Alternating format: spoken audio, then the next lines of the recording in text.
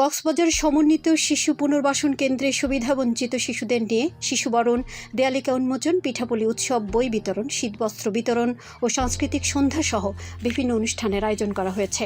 নতুন বছর উপলক্ষে গতকাল কেন্দ্র প্রাঙ্গণে সুবিধাবঞ্চিত শিশুদের অংশগ্রহণে উৎসবমুখর পরিবেশে ব্যতিক্রমী এই আয়োজন করা হয়। এতে প্রধান অতিথি ছিলেন অতিরিক্ত জেলা প্রশাসক ইমরান হোসেন সজীব।